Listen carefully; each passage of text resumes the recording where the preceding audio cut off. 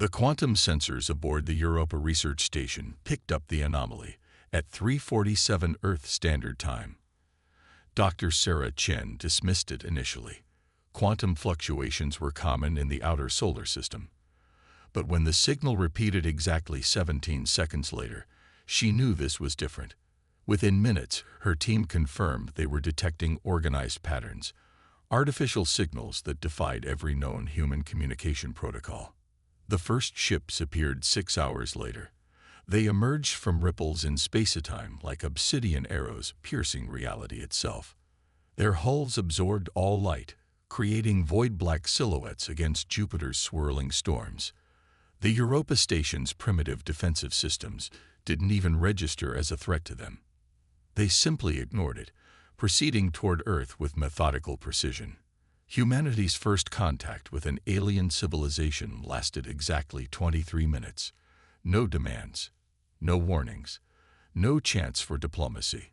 The vessels unleashed weapons that violated physics as humans understood it, reducing Earth's orbital defense platforms to atoms.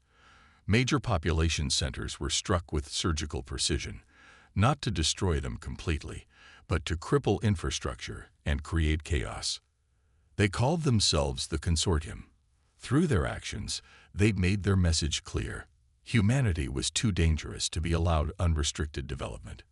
Earth would be contained, regulated, and controlled for the greater good of galactic stability. But they had made a crucial miscalculation. They assumed that by striking hard and fast, humanity would break.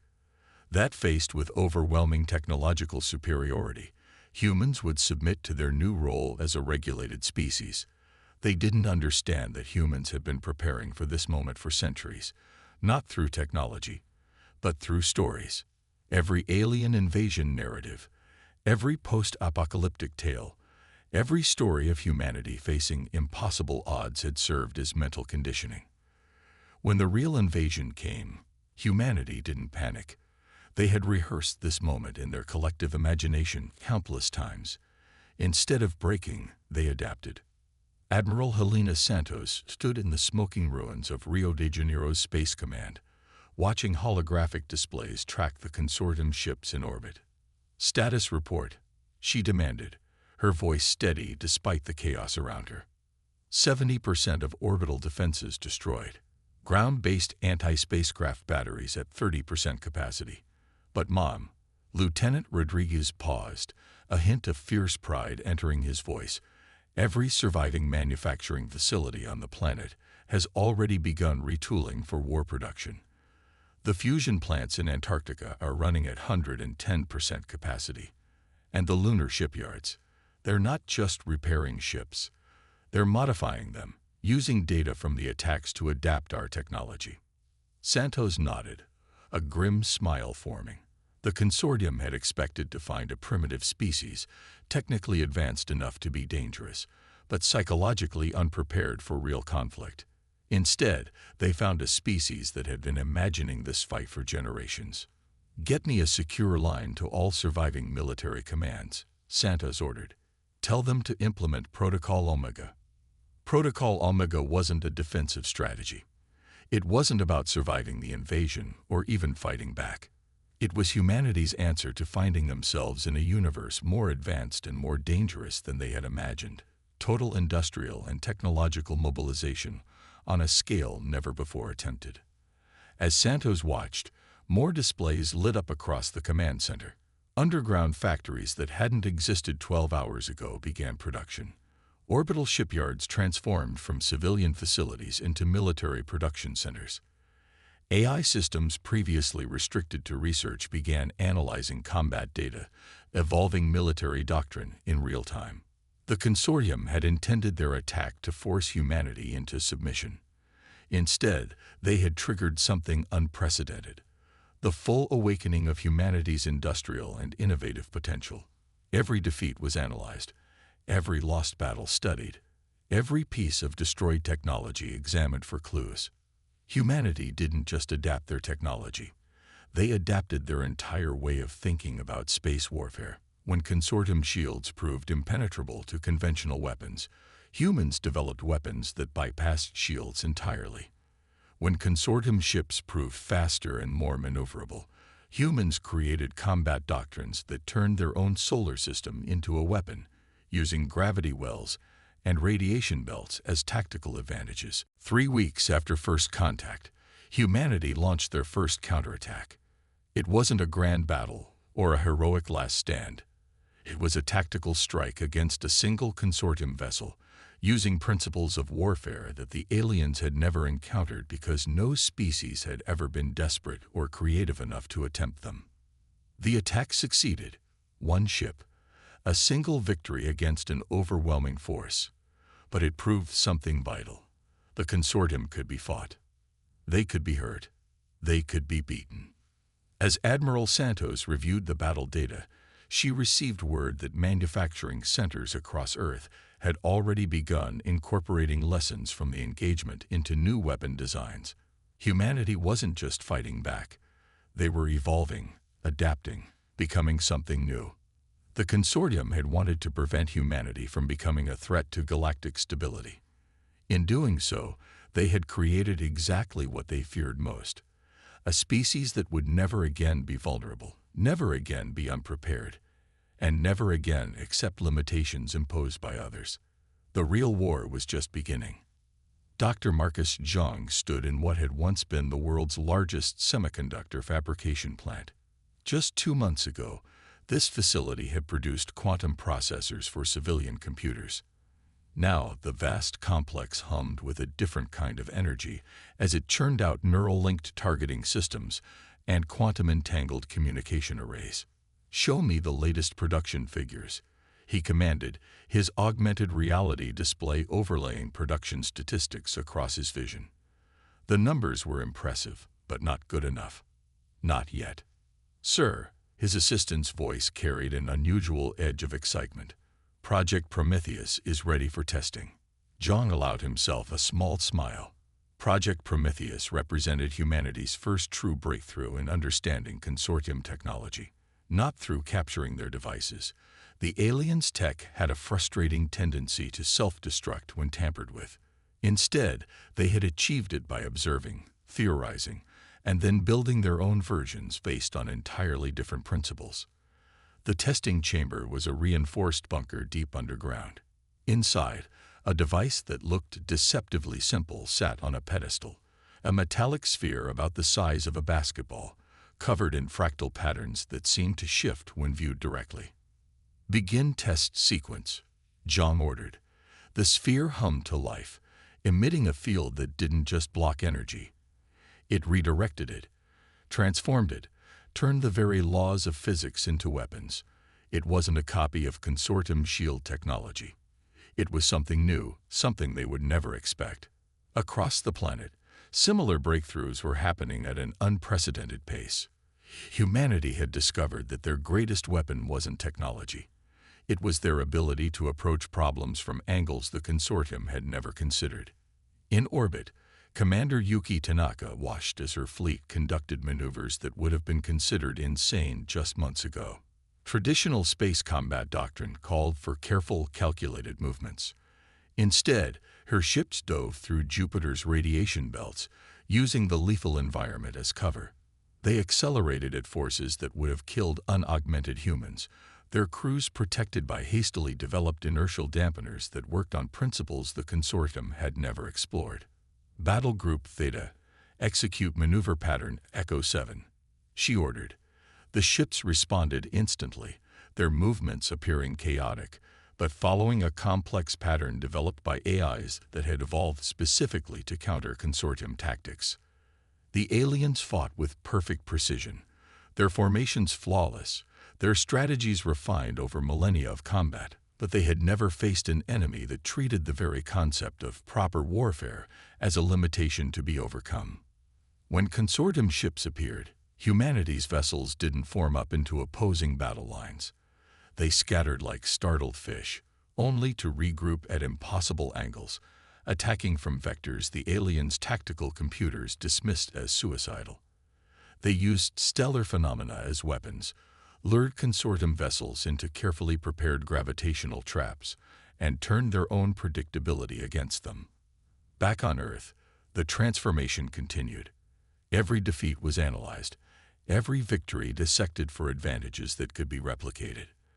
The consortium's technological edge remained vast, but with each engagement, the gap narrowed. In what had once been the Australian outback, a new kind of shipyard took shape. It didn't build traditional vessels, but rather constructed ships that could transform, adapt, and evolve during battle. The designs came from a hybrid consciousness, a fusion of human creativity and artificial intelligence that thought in ways neither human nor machine could achieve alone. The first Genesis-class vessel is ready for launch, reported Director Sophia Patel, watching as the massive ship rose from its cradle. It didn't look like a traditional warship.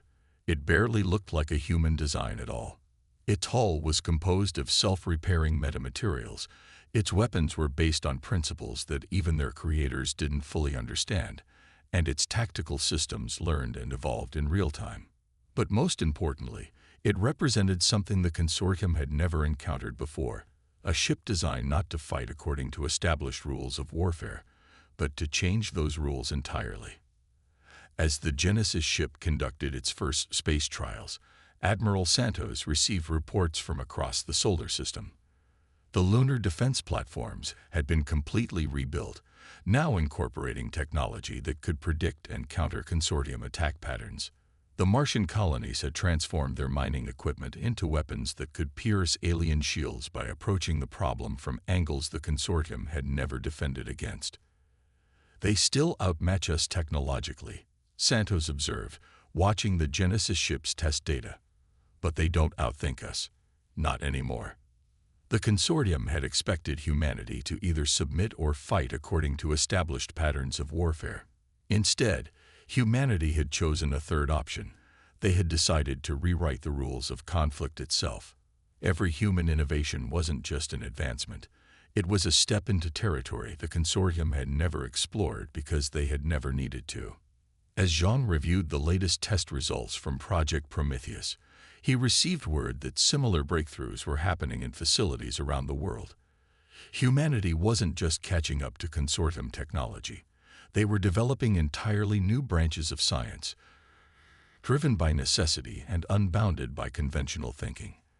The forge of war was transforming humanity, but not in the way anyone, human or alien, had expected. They were becoming something unprecedented. A species that treated impossibility as a challenge and conventional wisdom as a limitation to be overcome. The real question was no longer whether humanity could survive. It was whether the galaxy was ready for what humanity was becoming. Fleet Admiral Sarah Chen, the same scientist who had first detected the consortium signals, now stood on the bridge of the HSS Defiance, watching as her fleet executed what the consortium must have thought was a retreat. 6 months of warfare had taught humanity many things, but perhaps the most important lesson was this: predictability meant death. Quantum wake signatures detected, her tactical officer reported. Consortium pursuit fleet entering the Kuiper Belt. Numbers match intelligence estimates. 47 capital ships. Chen nodded, her neural implants feeding her real-time data from every ship in her command. The consortium followed established military doctrine perfectly, which made them perfectly predictable. They would pursue what they saw as a weakened human fleet, seeking to eliminate it before it could regroup. Execute Operation Shadowfall, she ordered. Throughout the Kuiper Belt, hundreds of seemingly inert asteroids suddenly came alive.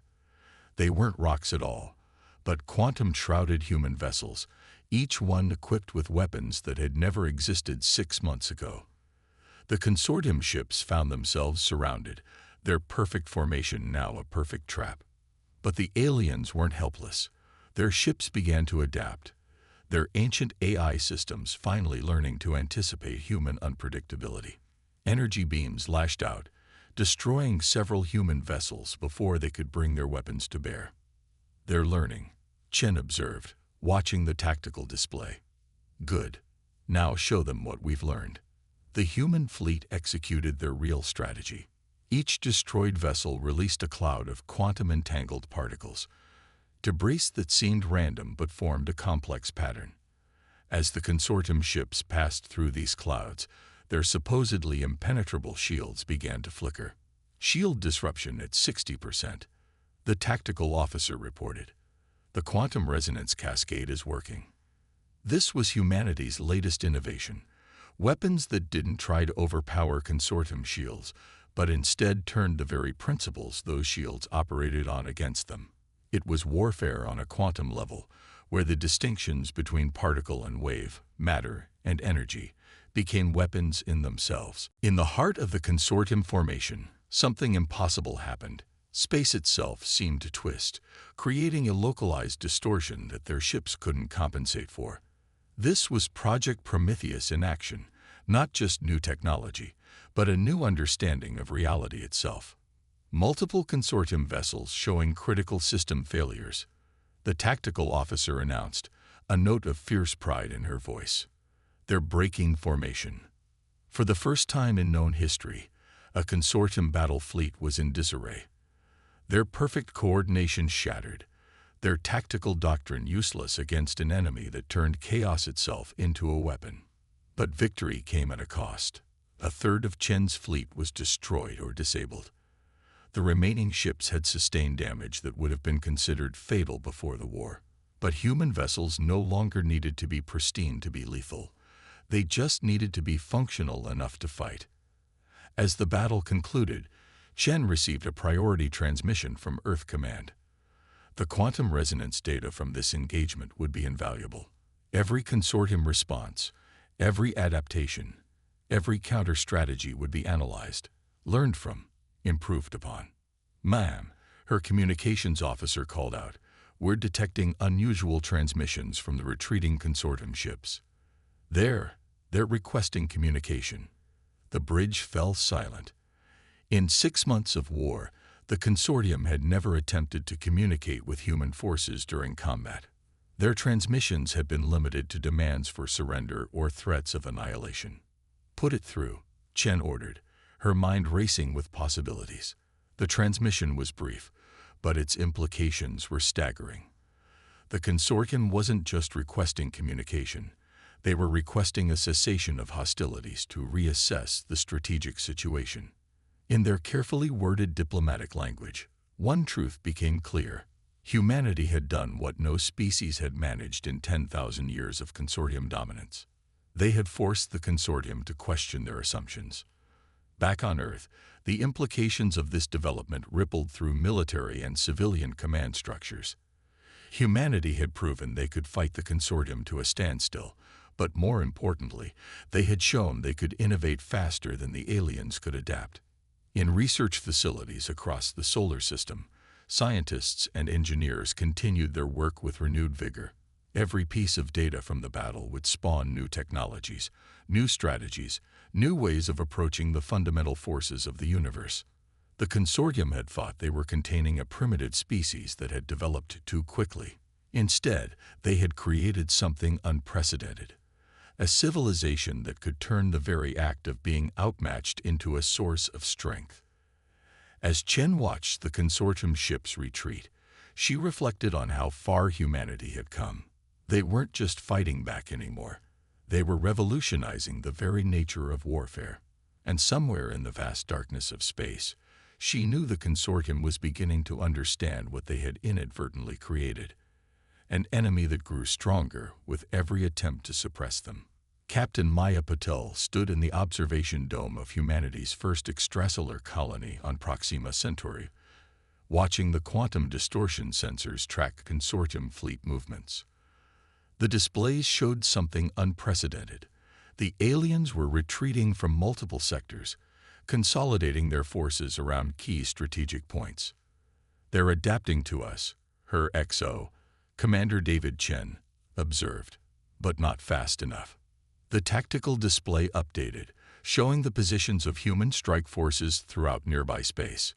Where once humanity had been confined to their solar system, now they pushed outward, each advance powered by technologies that evolved almost daily. "Launch the NEXUS probes," Patel ordered. These weren't simple reconnaissance devices.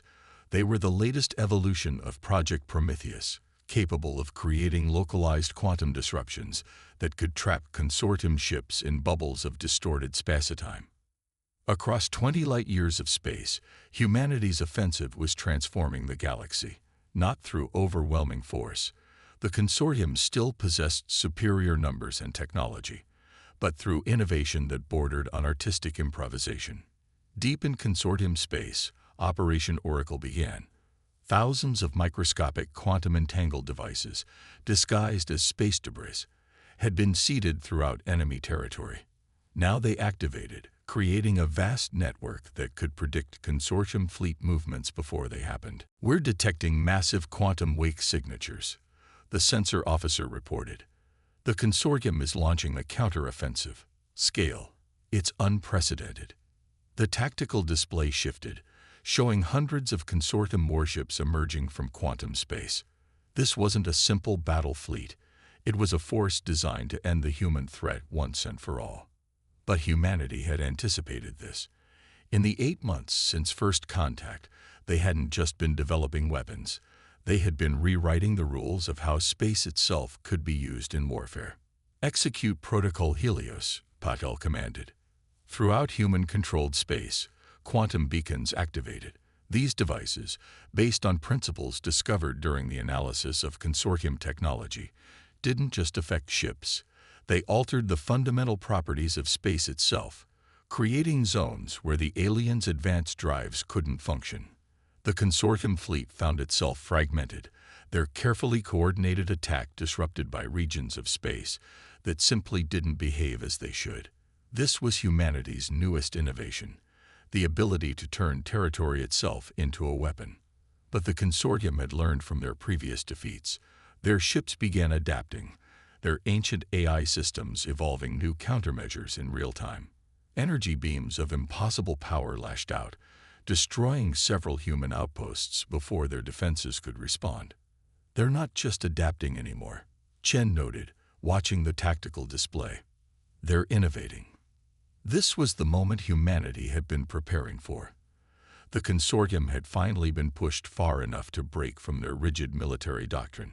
Now they were beginning to show the kind of creativity that had made humanity such a dangerous opponent. "Activate the Chimera Protocol," Patel ordered. Throughout human space, a new kind of weapon revealed itself. Not ships or stations, but hybrid constructs that combined human innovation with reverse-engineered consortium technology. These weren't just weapons. They were proving grounds for theories about the nature of reality itself. The battle that followed defied conventional description. Human forces didn't just fight the consortium. They rewrote the rules of engagement with each passing moment. When the aliens adapted to one tactic, humanity had already moved on to 3 new ones. Multiple consortium capital ships are showing signs of severe quantum destabilization, the tactical officer reported. Their fleet cohesion is breaking down. This was the true victory, not the destruction of consortium ships, but the shattering of their military doctrine. For the first time in their long history, the aliens were being forced to fight without the benefit of established protocols and centuries of tactical doctrine. As the battle reached its climax, Patel received a priority transmission from Earth Command. The quantum wake signatures of the retreating consortium ships revealed something crucial. They were falling back to positions that intelligence had identified as their core worlds. "They're not just retreating," Patel realized. "They're preparing for a defensive war." The implications were staggering.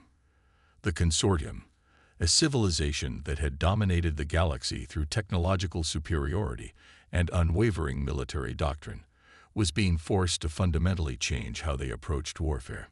But victory had come at a cost. Human casualties were severe, and many of their most advanced weapons had been destroyed or rendered ineffective as the consortium adapted to them. Yet even these losses served a purpose. Each destroyed device, each failed strategy, provided data that would spawn new innovations. As Patel watched the tactical display show the consortium fleet's retreat, she knew that the war was entering its most dangerous phase. The aliens were learning to innovate, to adapt, to think in ways their rigid civilization had forgotten was possible. The question was no longer whether humanity could match the consortium's technological superiority.